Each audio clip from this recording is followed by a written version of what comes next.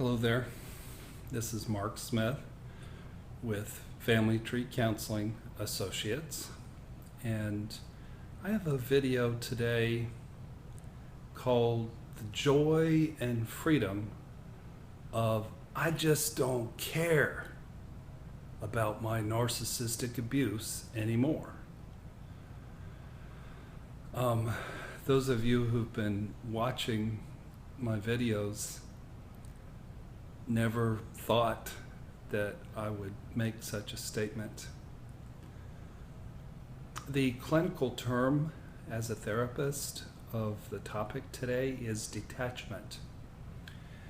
It is no longer being bullied and dominated by the issues of this deep, wounding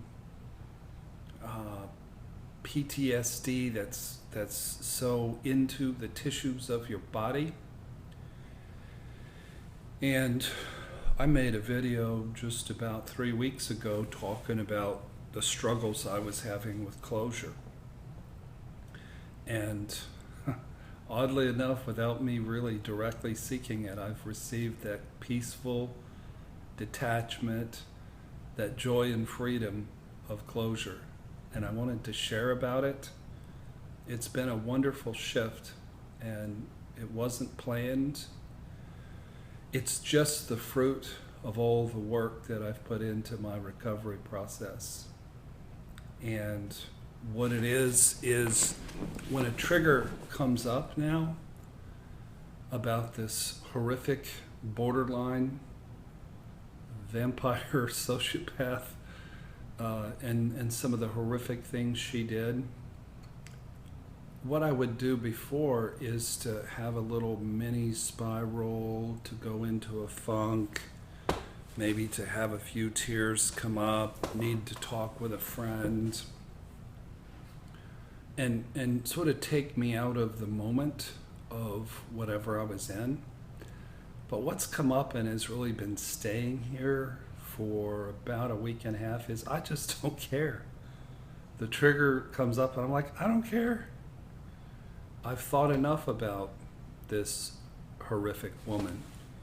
I've thought enough about these experiences. I've done my work. I've done my processing. It happened. It is over. And she's become a very, very unimportant person to me. Folks, I wish I could bottle this freedom, this detachment, this joy, and send each of you a big bottle of it that you could take a swig of every time you have an ugly trigger. And of course I cannot do that.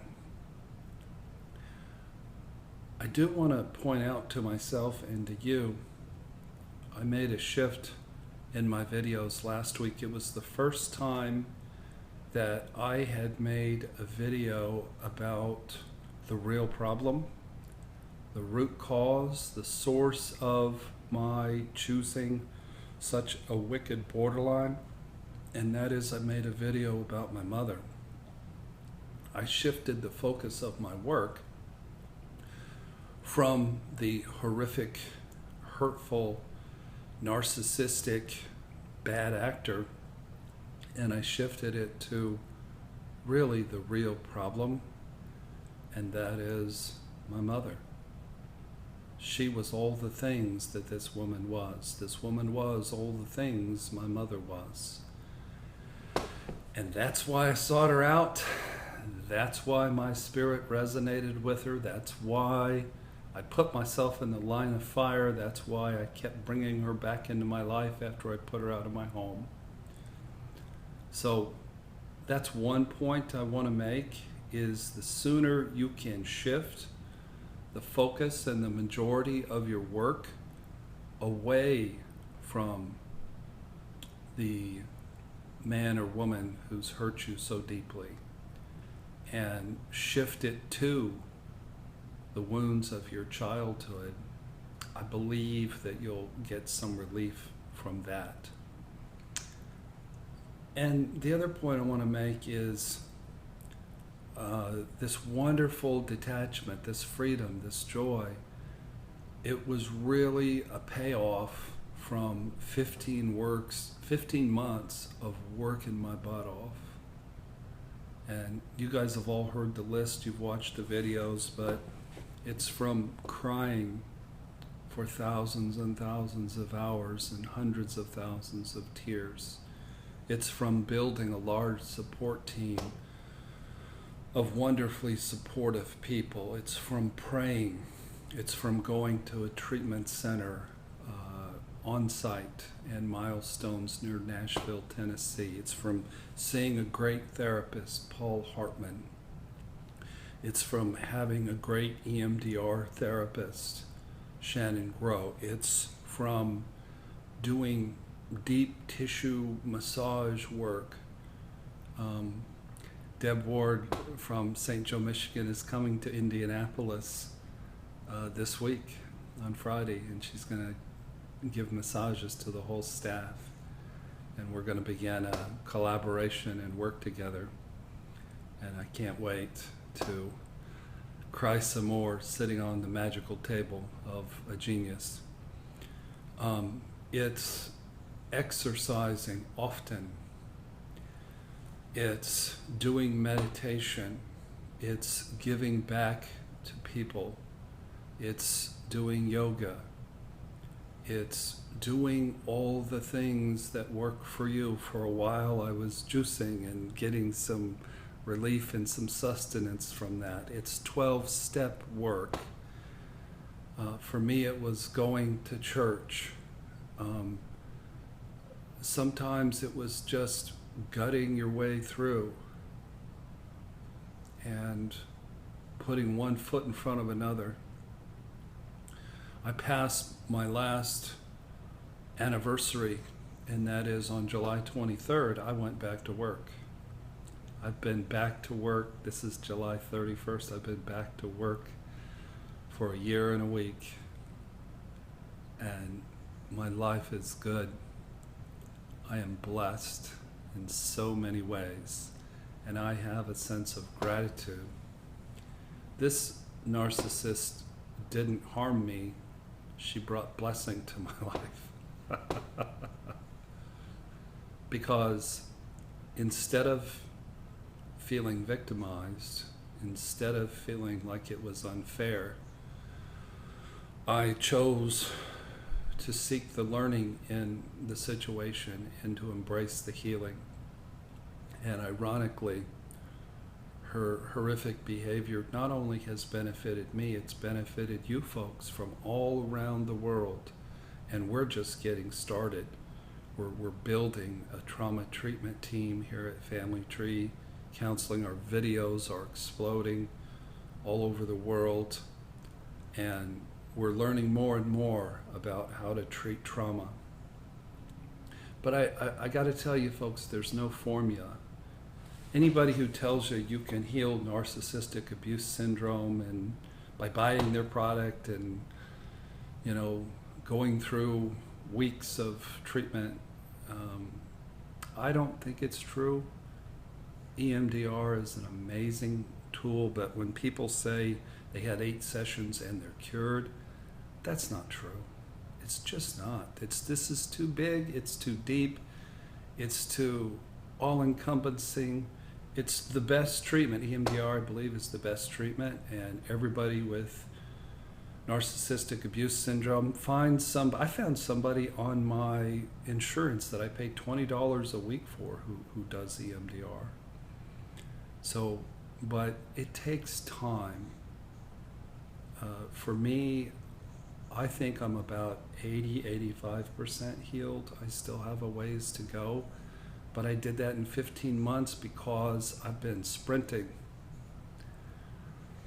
And I'm not bragging on my recovery. It was life or death, and you can do the same. There are tangible things to address the trauma in the tissues of your body that you can choose to do on a daily basis that will work slowly, but it will work like magic. When I was having triggers and ruminating, my recovery friends would say, don't let that woman live rent-free in your head anymore. Well, she's not living rent-free because she's not even in my head.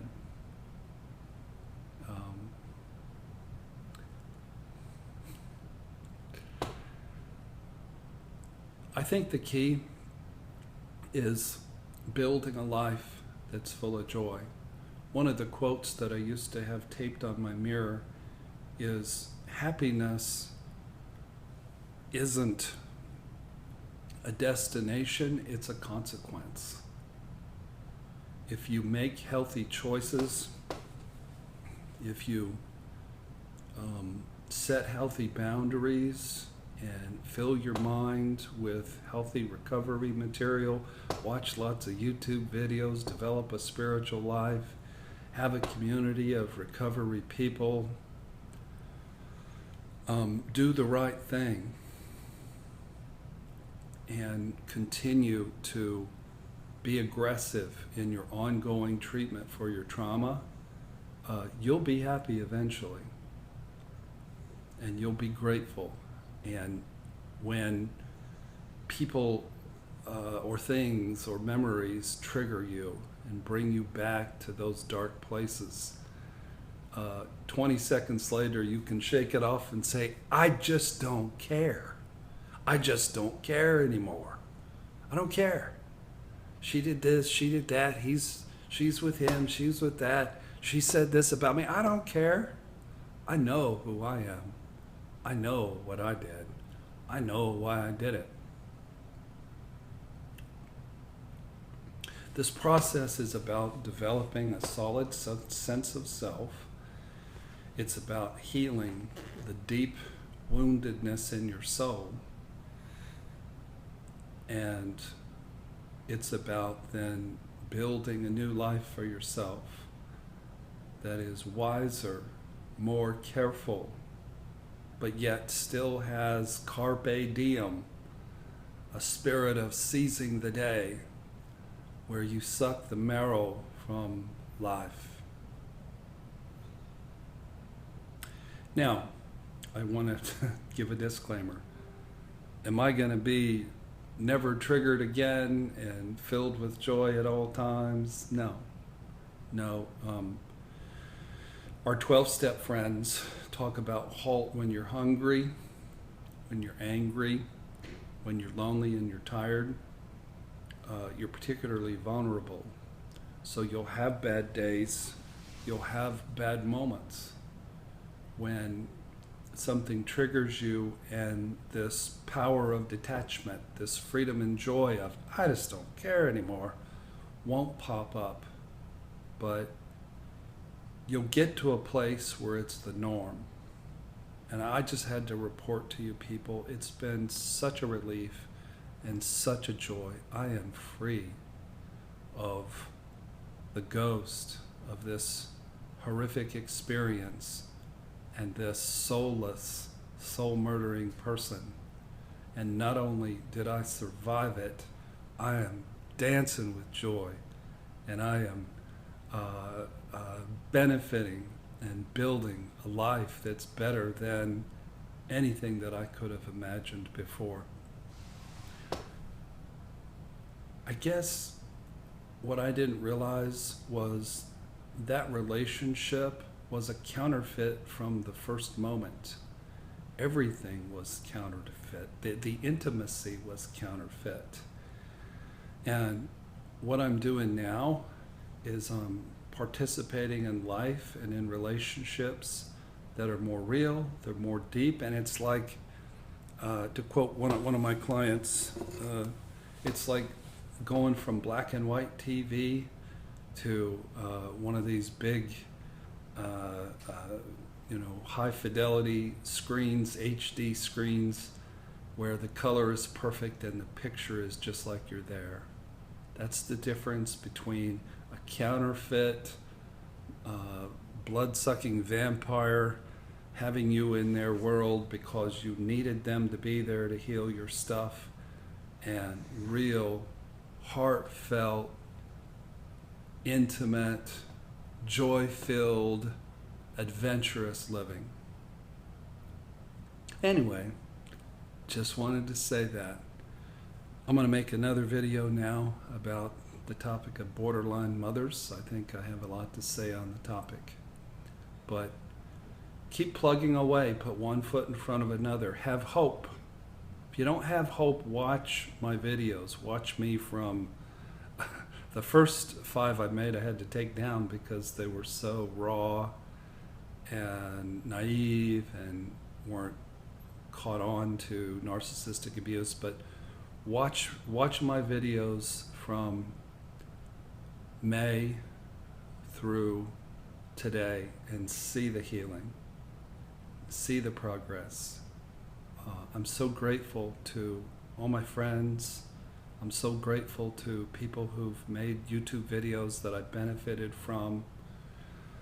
I'm so grateful to my brother. I'm so grateful to my staff. I'm so grateful to my therapist. I'm so grateful to God. And I'm thankful for the community that is on these YouTube channels where we can chat back and forth. Hey, if you haven't joined our YouTube channel, please do that. And also, if you want to continue a dialogue with me on these issues, then I encourage you to do that. I have 5 books, a really good book on abandonment issues, a really good book on the type of shame where it interferes with communication when couples argue, a really good book on affair recovery, and 3 videos, extended videos on narcissistic abuse syndrome recovery. It's a beautiful Sunday. A good friend of mine who went through struggles in his life, and now he's remarried. He's reenacting the wedding at a park today. And I'm bringing fried chicken, and I'm going to play volleyball and celebrate new beginnings and a new marriage with a good, sweet man. So I hope you have a wonderful Sunday. Thank you for watching, and God bless.